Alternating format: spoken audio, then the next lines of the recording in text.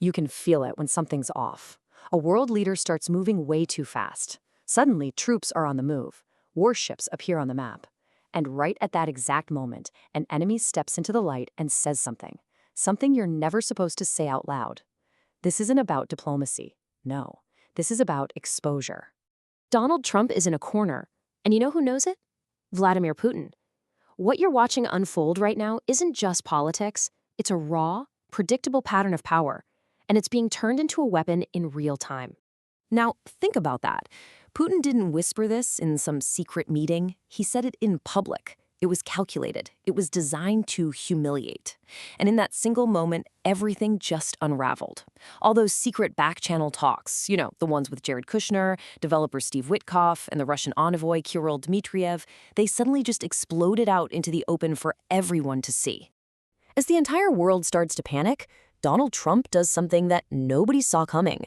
He doesn't turn on Putin. He turns on his own allies. He calls the nations of NATO cowards. At the same time, U.S. troops are moving toward Iran, and you can see oil prices start surging toward $200 a barrel. The chaos was instant. And that gets us to the one real question in this whole mess, the question this entire explainer is about. Because when you're playing the game of power, the most dangerous thing isn't losing control. It's when your enemy makes it look like you never had it to begin with. So to really get what's happening here, you have to ignore the headlines. You have to look past the speeches. Power doesn't follow speeches. It follows predictable patterns. And right now, we are seeing one of the most dangerous patterns of all, the public ultimatum. This is straight out of the playbook. Think the 48 laws of power. The second an opponent makes you choose in public, you've already lost. Your next move, it isn't strategy anymore. It's just a reaction. And in this game, reaction is just another word for weakness. And this right here, this is the trap that Vladimir Putin set for Donald Trump. Just look at these options. They're all bad. If Trump takes the deal, he looks like a puppet. If he rejects it, he's basically accepting an escalation with Iran. And if he tries to just ignore it, he looks weak, like he's hiding. There is no clean move. And that right there is the entire point. So you have to realize this was never, ever about getting a deal done. This is about positioning. The real audience isn't Donald Trump. It's everyone else watching this unfold. It's allies who are wondering if they can still count on you.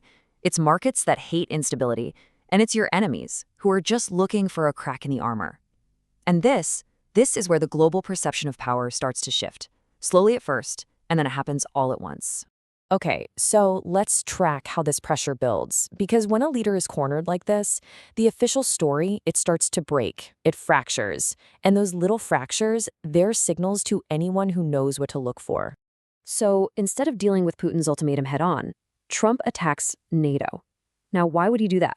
It's a textbook displacement tactic. When the pressure gets to be too much, you find another target to lash out at. But it backfires. By attacking his allies instead of the person creating the pressure, he's actually signaling his own weakness.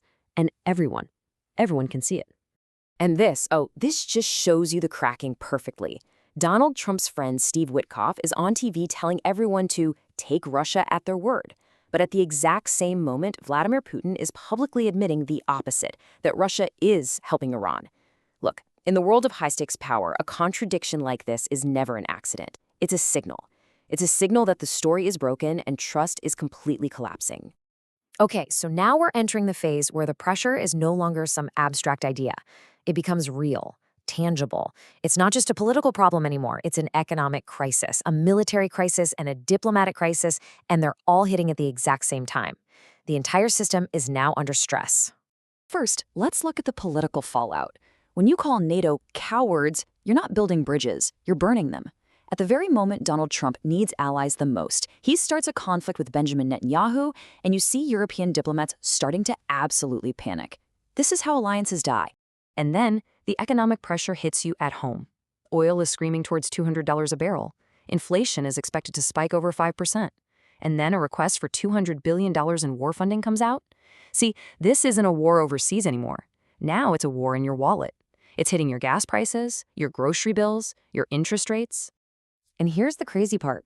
While all the diplomatic language is trying to soften things, the military actions are getting harder. We're talking thousands of Marines being deployed, warships moving toward Iran, the Strait of Hormuz is suddenly a major choke point. That contradiction creates this deep, gnawing uncertainty, because at this point, nobody knows what the real plan is. Which brings us to the final part of this pattern, and believe me, it's the most dangerous. When a system is under this much stress, it can only go so many ways.